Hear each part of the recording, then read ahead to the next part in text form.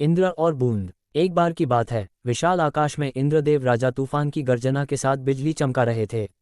धरती प्यासी थी, फसलें सूख रही थीं और हर तरफ सूखा पड़ा हुआ था। इंद्रदेव को ये देखकर बहुत दुख हुआ। वे जानते थे कि बारिश किए बिना पृथ्वी को बचाया नहीं जा सकता है। लेकिन एक छोटी सी परेशानी थी।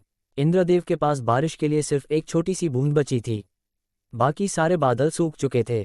इंद्रदेव सोचने लगे कि इतनी छोटी सी बूंद से क्या होगा, ये तो धरती की प्यास बुझा भी नहीं पाएगी। इसी उधेड़बुन में तभी एक बूंद इंद्रदेव के पास आई और बोली, देवराज, मुझे धरती पर भेजिए। मैं भले ही छोटी हूँ, लेकिन अपना काम जरूर करूंगी। इंद्रदेव उस बूंद के हौसले से प्रभावित हुए। उन्होंने कहा, लेकिन बूंद, तू बहुत छोटी है, तू अकेली धरती को नहीं बचा सकती। बूंद ने जवाब दिया, देवराज, हर बूंद का अपना महत्व होता है। मैं चाहे जितनी छोटी हूँ, मेरा प्रयास जरूर रंग लाएगा। आप मुझे धरती पर भेजिए, बाकी मैं संभाल लूंगी। इंद्रदेव को बूंद का यह विश्वास अच्छा लगा। उन्होंने उस बूंद को धरती पर भेज दिया। वह बूंद हवा में गिरते हुए सोच रही थी कि मैं अकेली हूँ, लेकिन मुझ में धरती को बचाने की ताकत है। वह एक सूखे हुए पत्ते पर जा गिरी। पत्ता इतना सूखा था कि वह टूटकर गिर गया और हवा में कई छोटे छोटे टुकड़े हो गए।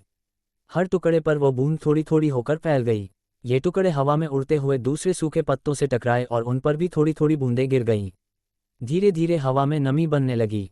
यह नमी आसपास के सूखे पेड़ों, पौधों और जमीन तक पहुंचने लगी। देखते ही देखते पूरे वातावरण में नमी फैल गई। सूखी धरती पर हल्की सी सौंधी खुशबू आने लगी। पास ही में रहने वाले एक किसान ने आसमान की तरफ देखा। उसने हवा में उड़ते हुए नम पत्तों को देखा। उसे समझ में आ गया कि बारिश होने वाली है। उसने खुशी से कहा, देखो, इंद्रदेव ने हमारी सुनी। जल्द ही अच्छी बारिश होगी।